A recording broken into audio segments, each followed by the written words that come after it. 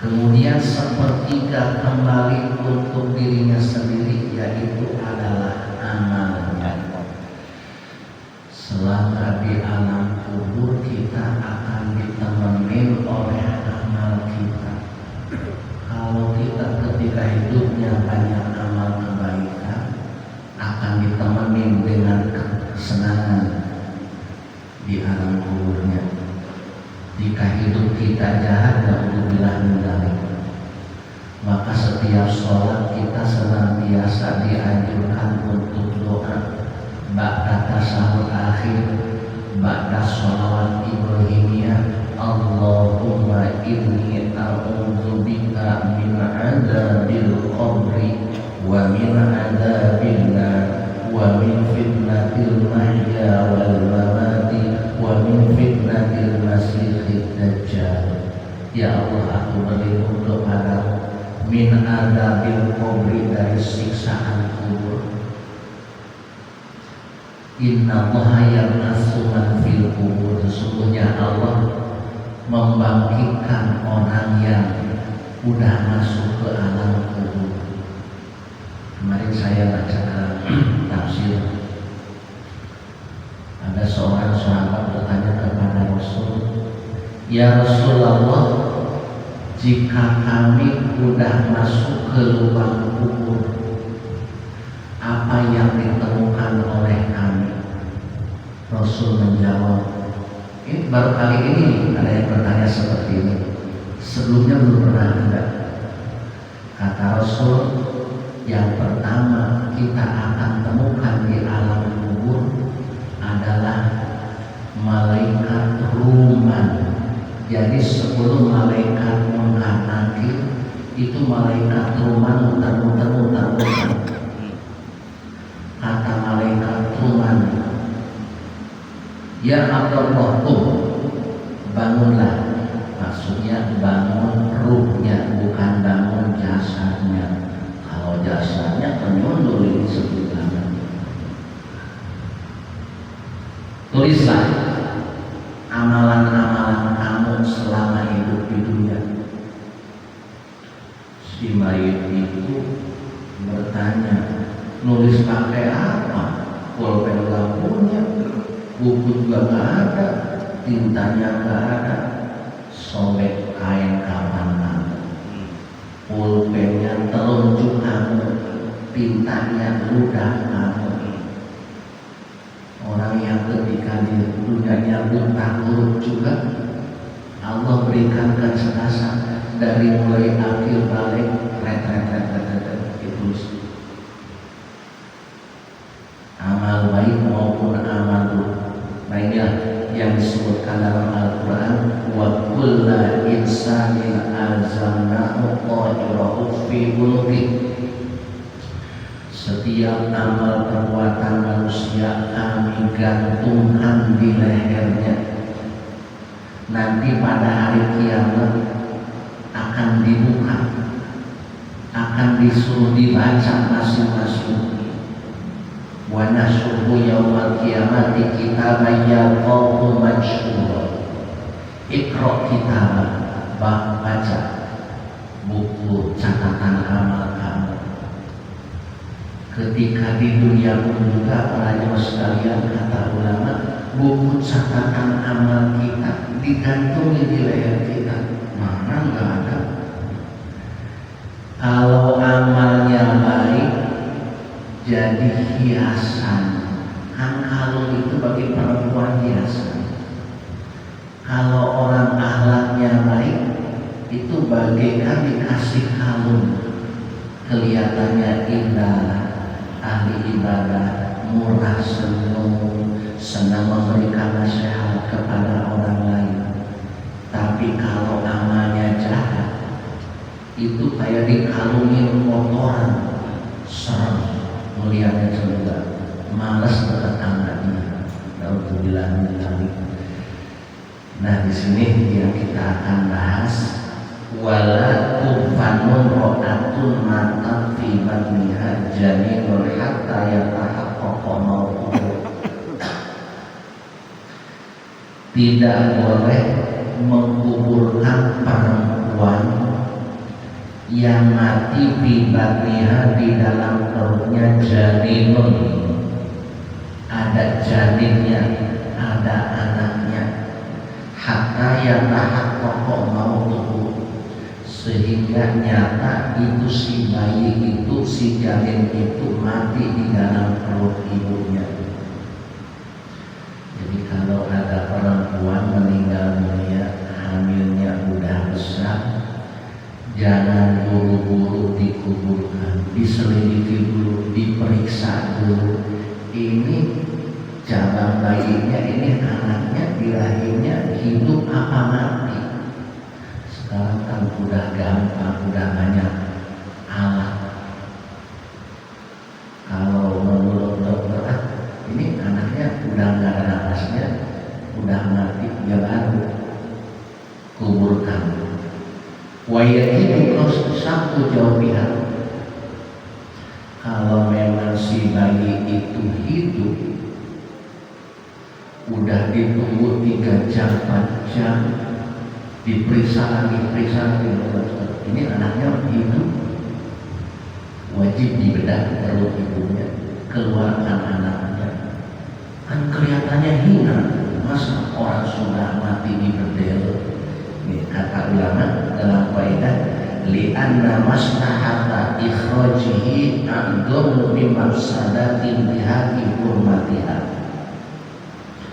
Karena sesungguhnya maslahat mengeluarkan anaknya itu lebih bagus min mafsadatin bihaqi hurmatiha, daripada merusak kehormatan ibunya.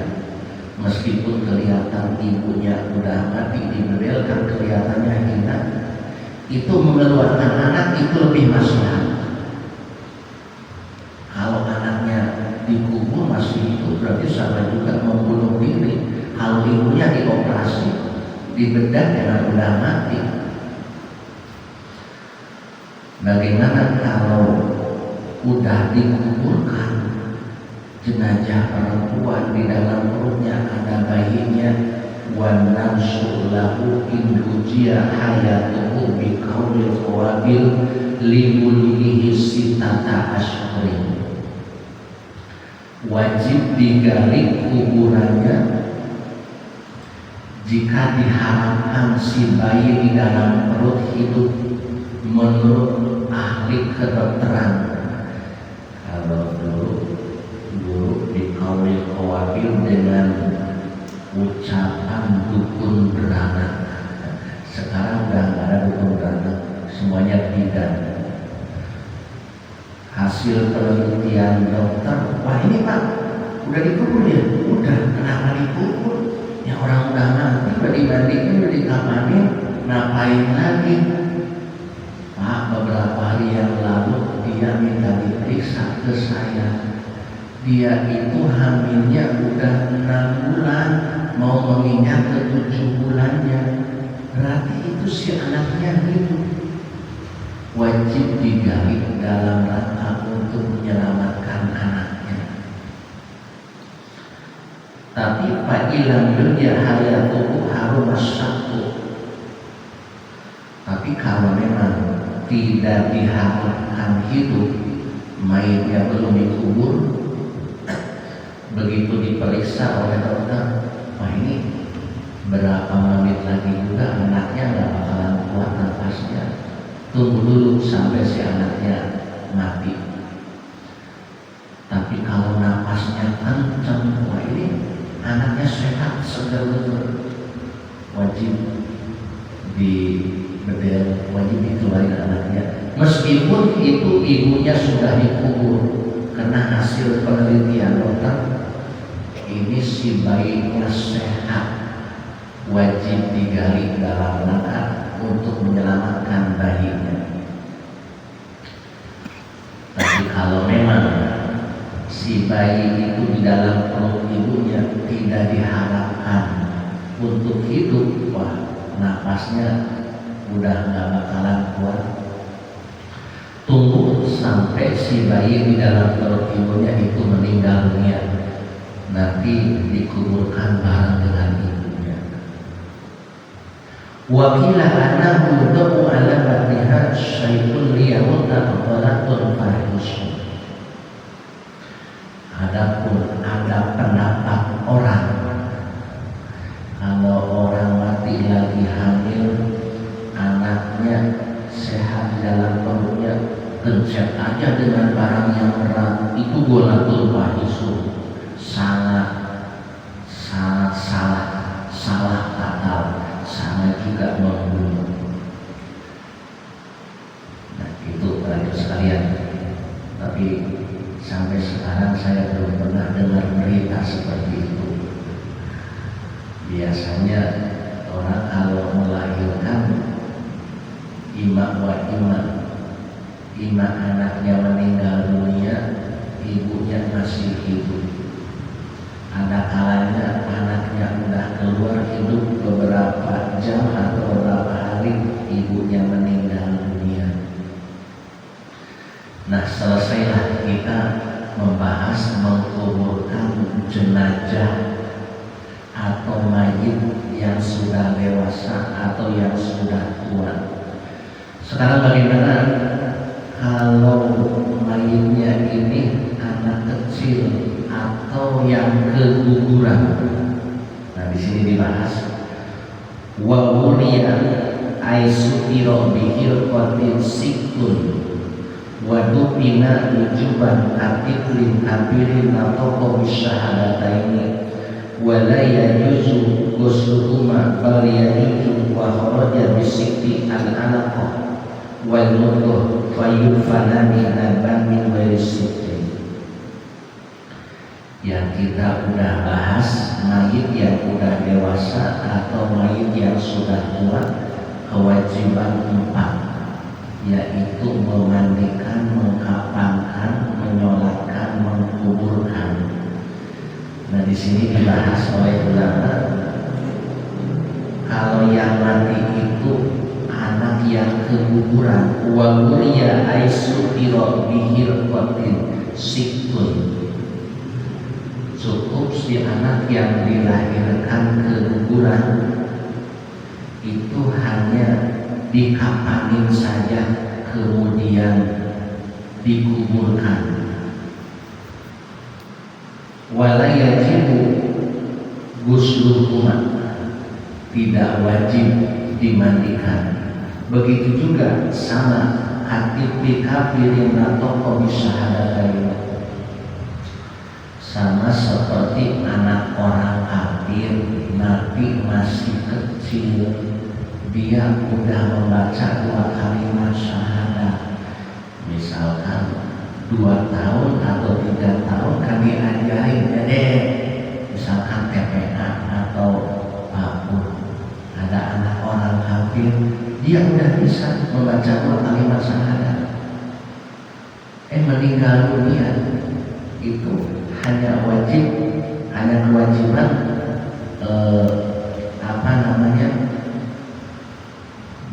sama seperti anak kecil, tidak wajib disolatkan, hanya dikapanin. Boleh dimandikan, boleh, tidak wajib. Boleh hanya dikapanin kemudian dikubur. Tapi kan si anak udah baca 2 kalimat syahadat, tapi si anak itu kan masih kecil, belum kena taklif, belum kena beban, belum kena perintah dari Allah Subhanahu wa Ta'ala.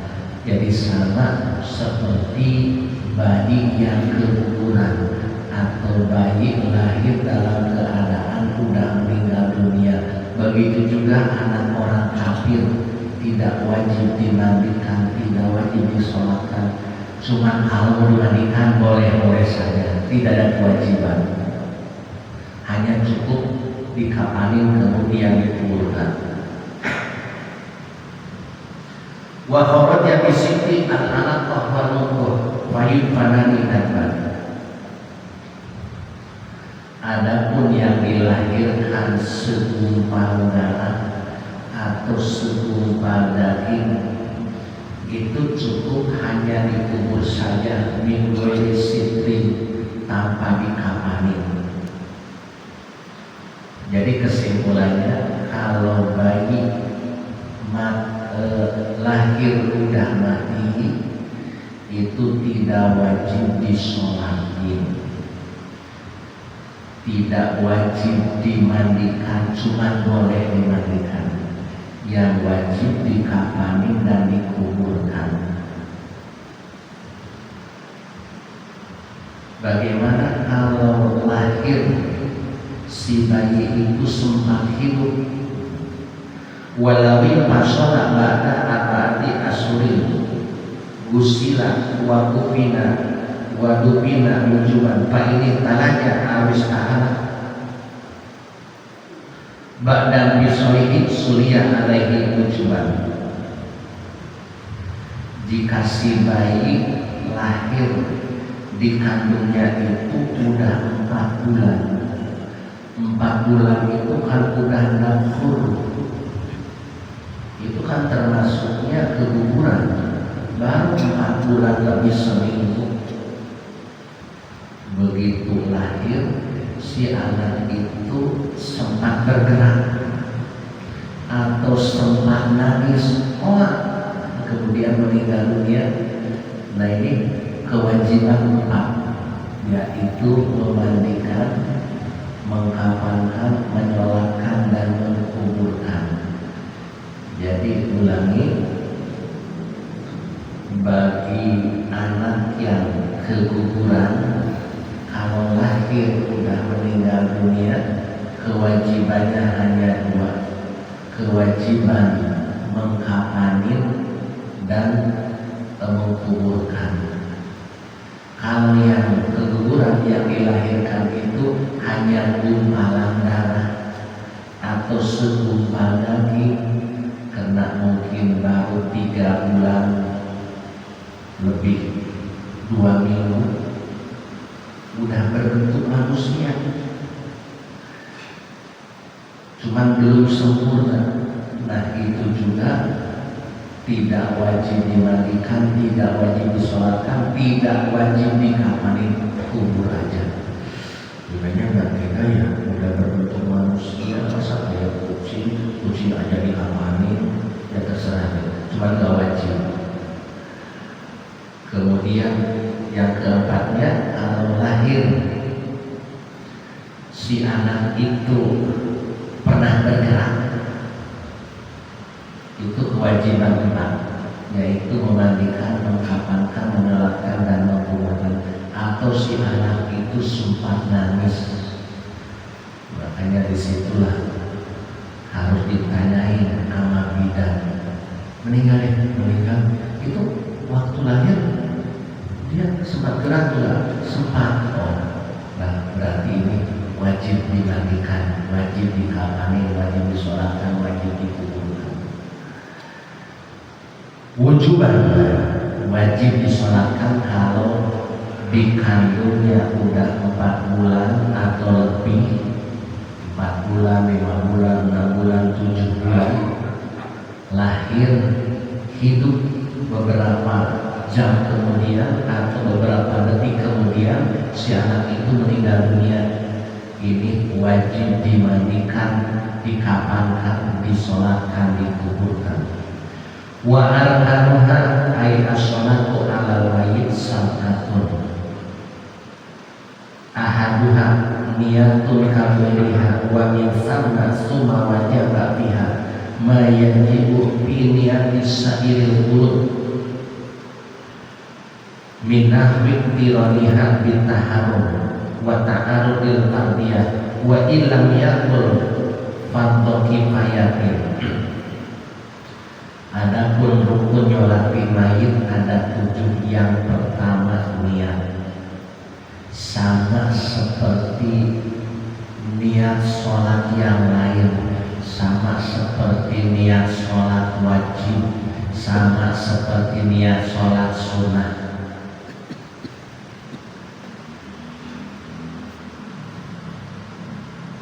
Mayajibu semua wajib biha mayajibu bis niatis sajil batik min ahli tironihat bitaharum. Berarti bukan hanya dalam niat saja, Berikut syarat-syaratnya pun juga sama seperti syarat sholat biasa. Disyaratkan bersih dari hadas, disyaratkan bersih dari najis, disyaratkan menghadap ke arah kiblat. Rukunnya sama, dalam niat nyolati mayit sama seperti sholat wajib, sama seperti sholat sunnah, yaitu ketika takbiratul ihram. Kalau bahasa Arabnya usolli ala hadal mayyiti arba'at takbiratin fardhol kifayati ma'muman lillahi ta'ala. Allah, ketika ngucapin lafaz Allah, saya niati nyolati mayit 4 kali takbir jadi makmum cukup. Karena ini nyolati mayit ada yang orang umurnya udah 30-40 tahun belum pernah nyolati mayit. Ya, dulu orang tuanya jemaah saya meninggal dunia di Solo. Di belakang saya bapak-bapak lagi pada ngobrol. Lu bisa nggak ya? Gampang lah. Usolli sunnat al-mayyiti, usolli sunnat al-mayyiti. Cuma tanya ke Pak Ustaz, kenapa? Ya kan, nyolati mayit, usolli sunnat al-mayyiti kan? Bukan. Masa bukan? Saya pernah 1 kali nyolati, niatnya seperti itu. Diajarin begini-begini, bukan sunnah, fardu kifayah. Nanti ada penjelasan tentang nyolati mayit lebih luas. Bahkan wa ilam yakun fardu kifayah, meskipun tidak disebut fardu kifayah sah. Wala yajibu ta'yinul mayyit wala ma'rifatuhu, balil wajibu anna mumayyizin fayabi usolli fardhu ala hadal mayyit. Dan tidak wajib nyolati mayit itu ditentukan mayitnya. Tidak wajib saya niati nyolat mayit, salat mayit yang bernama bakar, tidak wajib. Saya niat nyolati mayit yang bernama marfu'ah, perempuan misalkan, tidak wajib. Akan tetapi yang wajib cukup untuk membedakan antara nyolati mayit dengan yang lainnya. Apa perbedaannya? Tidak ada ruku, tidak ada iktidal, tidak ada sujud, berdiri aja. Kenapa? Karena intinya nyolati mayit itu mendoakan mayit. Makanya orang yang kekeh membantah doa yang hidup sama orang yang mati enggak nyampe, ini justru mendoakan mayit. Ketika nyolati mayit termasuk rukun nyolati mayit. Kalau doanya enggak dibaca, enggak sah nyolati mayitnya. Qala jam'un yajibu ta'yinul mayit al-ghaib binahwi ismihi. Mayoritas para ulama ketika nyolati mayit ghaib wajib disebut namanya. Misalkan nyolat mayit ghaib orangnya ada di Cirebon atau di Cikampek, sholli ala mayyitil ghaib ismuhu Bakrun atau ismuhu Zaid, saya lihat nyolati mayit ghaib namanya Zaid atau namanya Bakar. Wasalihan qiyamun liqadirin alaihi fal ajib yaqutu sumayaturji. Yang kedua, rukun nyolati mayit itu berdiri bagi orang yang mampu. Yang tidak mampu boleh wajib duduk, boleh silakan duduk. Yang tidak mampu duduk sambil berbaring, sama seperti sholat biasa. nyolatin lain. Bapak-bapak yang tidak mampu berdiri silahkan sambil duduk. Waduh, kalau bisa berdiri enak, kenapa? Kalau berdiri 1 menit aja gemeteran, penyakit kuat, ya udah duduk aja di kursi. Duduk juga nggak bisa karena penyakit wasil misalkan, udah sambil berbaring. Tapi alhamdulillah sampai sekarang belum pernah ada orang nyolatin baik sambil berbaring, yang sambil duduk ada. Yang ketiganya wasalisuha arba'u takbiratin. Rukun nyolatin mayit itu adalah 4 kali takbiran. Apa alasannya 5 kali takbiran? Lil ittiba, karena mengikuti Rasulullah Shallallahu Alaihi Wasallam. Rasul pun juga nyolatin mayit 4 kali takbiran. Sekarang fa'in khomasa lam tabdur sholatuhu. Sekarang kalau lupa nyolatin mayit 5 kali takbiran, ini gimana? Batal nggak sholatnya? Lam tabdur sholatuhu, tidak batal sholatnya. Walau khomasa masalah imamuhu yudabul imamu ala yutabi'ahu li'ana ma'alahu ghairu masru'in. Ketika nyolatin mayit, misalkan imamnya takbirnya 5 kali, tidak disunahkan bagi si makmum takbirnya 5 kali. Kenapa? Tidak disyariatkan takbirnya 5 kali. Mungkin si imam itu 5 kali takbir karena lupa. Beda dengan sholat wajib. Kalau lupa sampai 5 rakaat sholat zuhur disunahkan sujud sahwi. Kalau nyolatin mayit enggak. Dan begitu juga bagi sekalian, saya sering sampaikan, ketika sholat berjamaah zuhur atau asar misalkan, imamnya lupa, udah 4 rakaat, sujud ke-4 rakaat, sujud terakhir, harusnya duduk tasyahud akhir. Imam lupa malah berdiri ke-5 rakaatnya. Ini bagi para makmum tidak boleh mengikuti berdiri dengan imam. Makmumnya udah pada baca subhanallah, tapi mungkin si imam lupa. Ini bagi para makmum nggak boleh ngikutin berdiri. Kalau makmum ngikutin berdiri, sholatnya batal. Kenapa? Karena kalau imam mungkin dia lupa, dikirain sholat baru 3 rakaat, tahu-taunya udah 4 rakaat.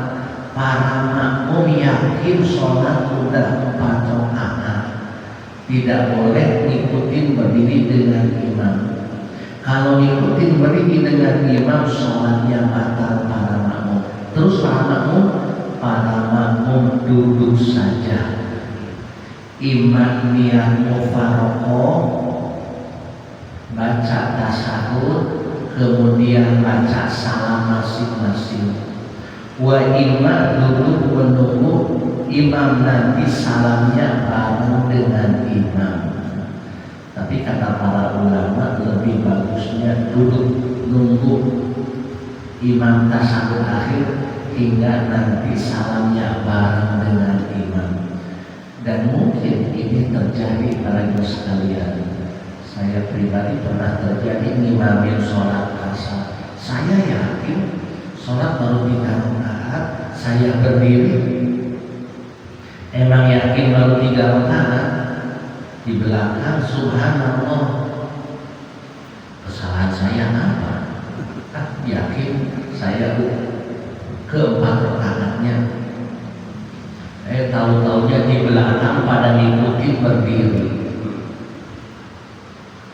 Saya makin bingung, bilang subhanallah, tapi mereka juga ikut berdiri.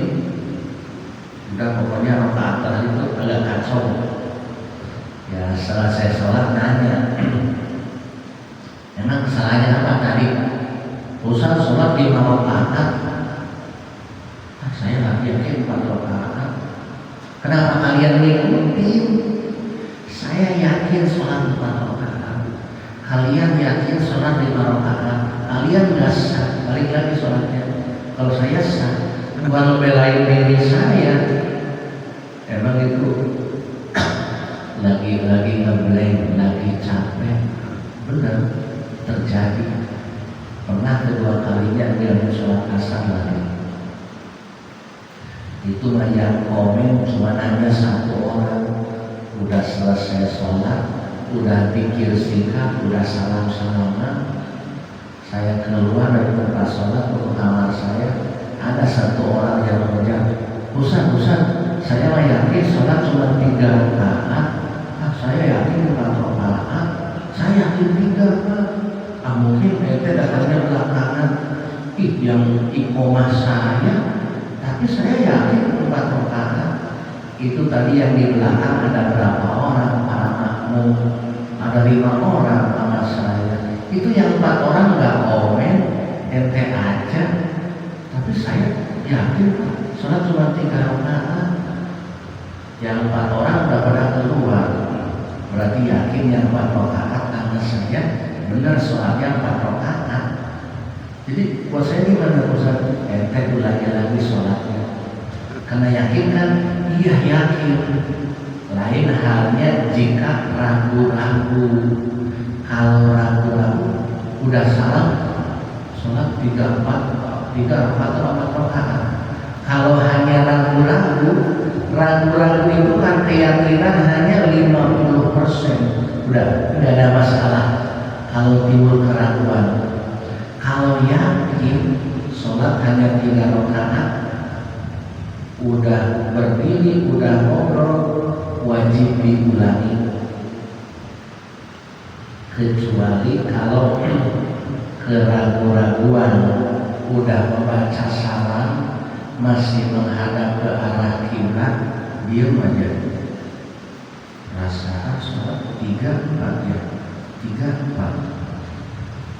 Akhirnya timbul keyakinan, yakin baru 3 rakaat, wajib nambahin 1 rakaat lagi.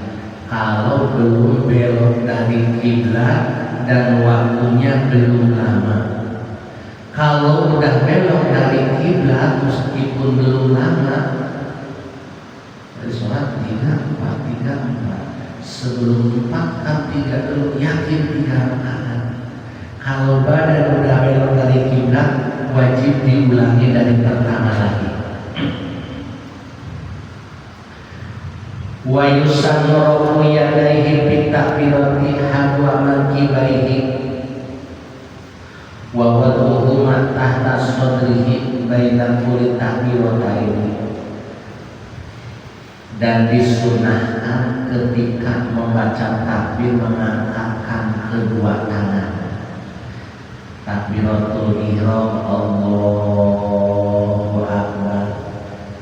Dan selesai baca takbir, kedua tangan itu ditaruh di bawah dada dulu. Ketika membahas sunnah hayat, boleh di bawah dada, boleh di lambung, boleh di depan. Yang paling bagus kata ulama di lambung kiri, di bawah tete kiri. Kenapa?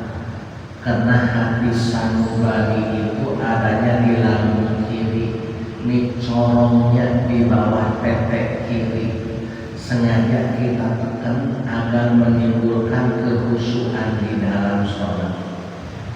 Ya makanya para jemaah sekalian jangan menyalahkan. Kalau sholat apa seperti taruh di bawah dada, biarin. Dia itu punya alasan. Alasannya menunjukkan merendahkan diri di hadapan Allah Subhanahu wa Ta'ala. Karena ketika kita sholat, kita berhadapan dengan Allah. Makanya dalam kitab Bidayatul Hidayah kata Imam Ghazali, kamu sebelum sholat bersihkan dulu jasmani kamu, bersihkan hati kamu, bersihkan pakaian kamu, tempat sholat kamu. Kalau kamu udah yakin jasad kamu udah bersih, hati kamu udah bersih, pakaian kamu udah bersih, udah menggelar sejadah menghadap ke arah kiblat, hati kamu kudu fokus karena kamu akan berhadapan dengan Zat yang Maha Mulia, yaitu Allah Subhanahu wa Ta'ala. Jangan mikirin urusan dunia, udah fokus. Ini mau hubungan dengan Allah, tiba hanya berapa menit saja. Urusan dunia dari pagi sampai siang, sholat duhur, kemudian ngejar lagi dunia. Ya karena yang kita banyak yang dipikirin urusan dunia, kita udah berusaha pengen khusyuk, nggak bisa, nggak apa-apa. Yang penting ketika takbiratul ihram itu kudu khusyuk. Sebelum takbiratul ihram sampai merem-merem baca surah An-Nas, baca Rabbi a'udzubika min hamazati syayatin wa a'udzubika min ayatul. Itu kan yang diajarkan oleh Imam Ghazali dalam kitab Hidayatul Hidayah. Sebelum takbiratul ihram mohon perlindungan kepada Allah, membaca surah An-Nas atau membaca Rabbi a'udzubika min hamazati syayatin. Ya Allah, aku berlindung kepadamu dari bisikan-bisikan setan dan kehadirannya. Takbiratul ihram khusyuk, niat sholat masuk semuanya. Giliran lagi baca Fatihah, Maliki yaumiddin, iyyaka na'budu wa iyyaka nasta'in, itu pada datang. Kendaraan datang, mal juga datang, keluarga datang, tanpa diundang. Tapi itu tidak membatalkan salat. Warobiuhat yang keempatnya rukun melatih mayit. Fatihatun adalah membaca suratul Fatihah. Berdasarkan hadis, la sholata liman lam yaqra bi Fatihatil kitab. Tidak sah sholat orang yang tidak membaca suratul Fatihah. Bagi orang yang mampu membaca suratul Fatihah, fabadaluha, bagi orang yang belum hafal suratul Fatihah, ganti Fatihah 7 ayat Al-Quran meskipun berbeda-beda suratnya.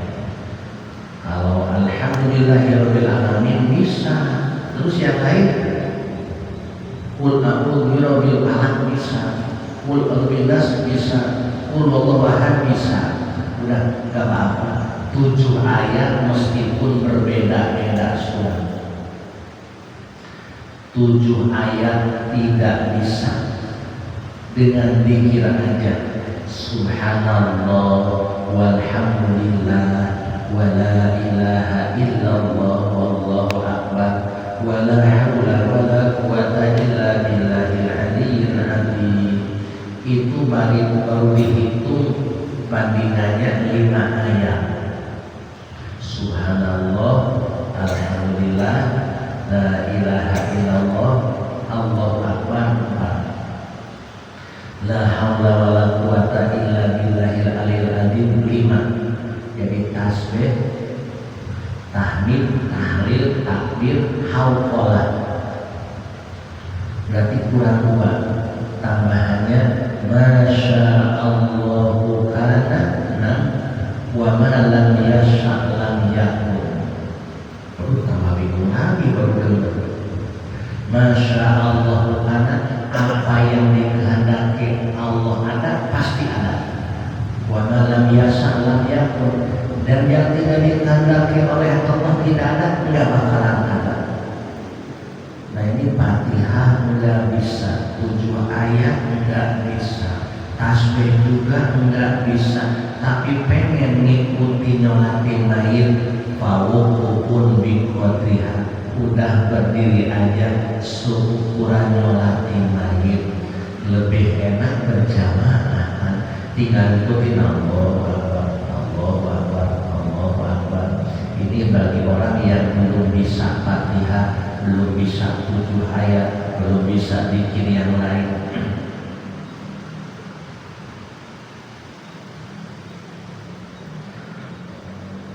Wa yusannu isradun bi ghairi takbiratin, dan disunahkan nyolatin mayit itu bacaannya sir, meskipun jadi imam bacaannya sir, bacaan Fatihah, bacaan sholawat, bacaan doa, meskipun berjamaah yang jadi imam bacaannya disunahkan sir bigoi takbirati wassalam, selain membaca takbir yang 4 kali takbir itu disunahkan jahar bagi imam maupun bagi makmum.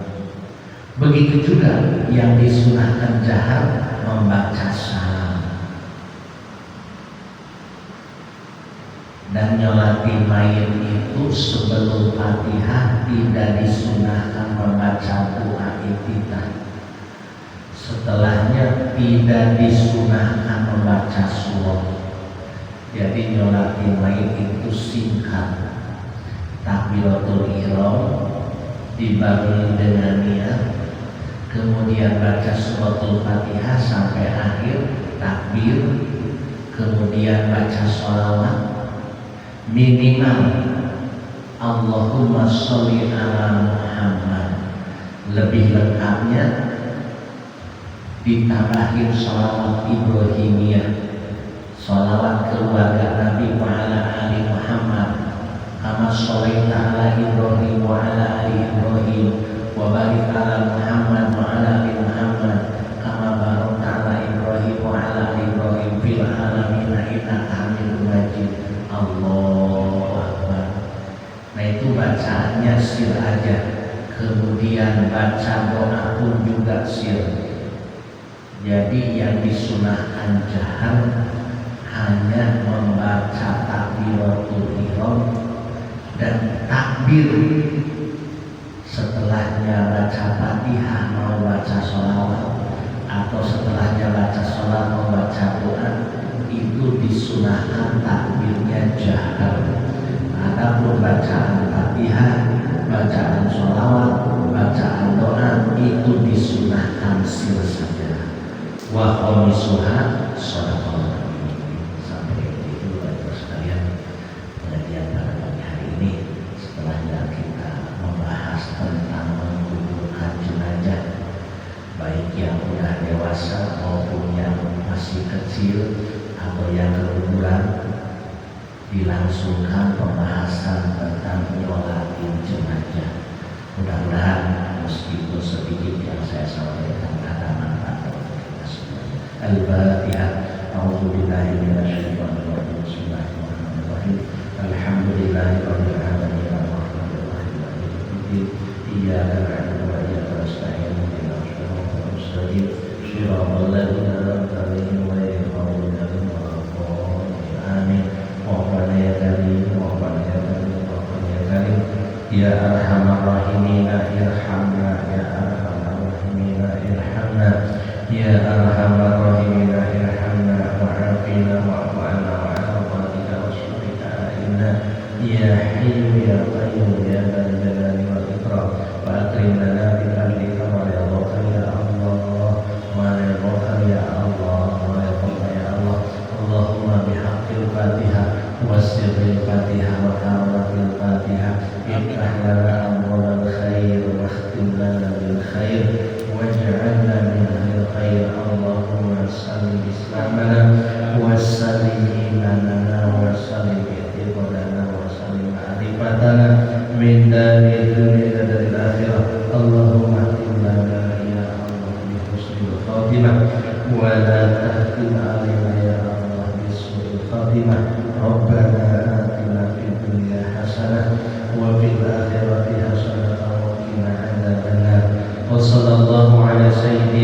محمد